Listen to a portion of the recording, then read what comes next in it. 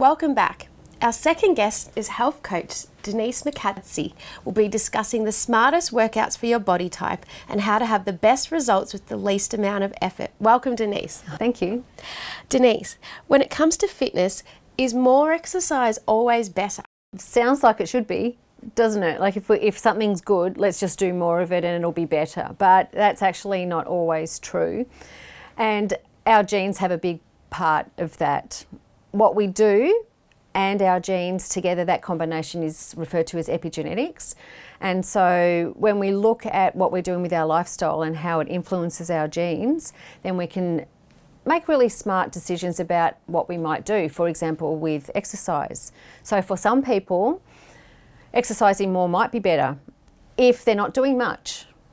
But if someone's already doing quite a lot, more exercise is going to be harmful. It's all really about stress management, and we can definitely look at someone's body type through epigenetics. We can test for that. We can do measures on how they actually look, which gives us really important information, really interesting information, like the size of someone's muscle and the density of it.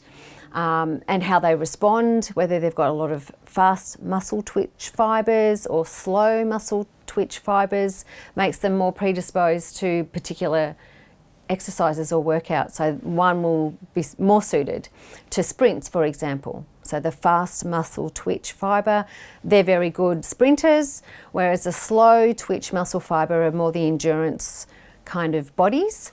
We also can look at whether someone is more of a strength trainer and they get good results building muscle by lifting weights, whereas someone else that might take a lot of work to get a similar result because their body type or their genetics don't suit building muscle, for example. We can look even deeper about the genes and see whether someone has got certain genes that allows them to recover particular ways, or how their body uses adrenaline. And again, really, it's all just how do we manage stress, because exercise is a stress. And this is why exercising more is not always exactly the answer, because it introduces more stress into a body. Is it true understanding your genetics and your exact body type can help you design smarter and more effective workouts overall? For the sort of a similar reason. So if we know someone's got a lot of genetics, that means that they're going to be a better sprinter. It's better for that person to do more sprint work. It's also about what their goals are. So if they were wanting to build muscle and have a strength program, they could still do it, but it's quite helpful for the trainer to know that their body is more suited to sprint work, and just to give the client realistic expectations that they can still build muscle. But if you think of a weightlifter, they look very different to a marathon runner. You can see the different body types are suited to one particular exercise more than the other. But often we find that people who have a certain goal around something will pick that goal because they know their body that suits their body. Like a marathon runner type body is probably not going to be someone that wants to be a weightlifter.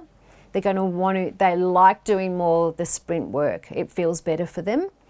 And so people can work it out through trial and error. But it's nice to have some genetic testing done to know, okay, I'm going to need more recovery, or my body responds better to one type of exercise than another. Denise, how do you test for this? We can look at the DNA sequence and the effect of lifestyle on the sequence to look for these epigenetic markers or variations. And sometimes that can involve a blood test or a urine test or stool or a swab, cheek swab. We're really just looking to see where can we get the genetic information to see what's going on with the genes.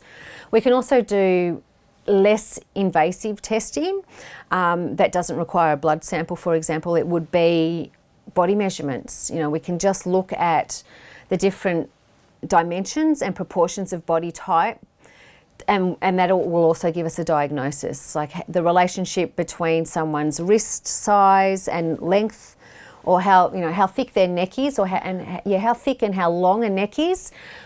In relation to the other measurements, you can kind of see it. Like a shorter person with a thicker neck is more likely to be like a strength or a bodybuilder compared to someone with a long, lean neck who's more like a sprinter. What practical ways could our viewers start making their exercise routines work better for their body types? Testing is always good because everyone is so different. You can start noticing how you feel.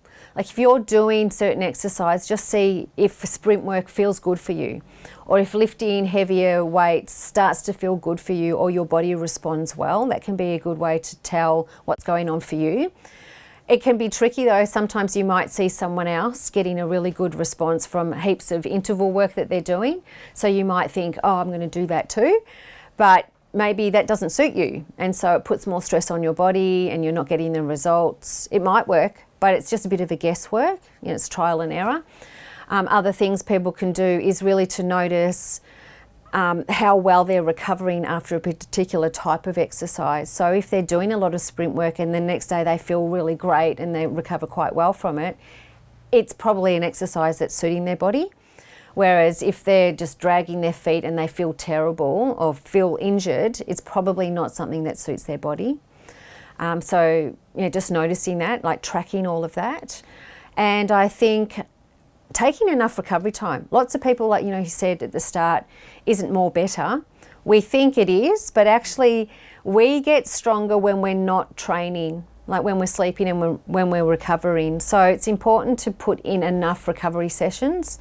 So that might help someone realise, oh, that might be a better way for them to get results because now they're giving their body more time to recover. So, that would be another thing that I'd get people to sort of look at. And speak to a professional, like exercise professional, or get a DNA test to see exactly what's going on for your biology. That's probably the best way to know for sure. Thanks for such important information, Denise. Thank you. If you'd like to know more about Denise and the best workout for your body type, please go to her webpage on our website, healthwellbeingandlifestyle.com.au. And after the break, we have another interesting guest with another interesting topic.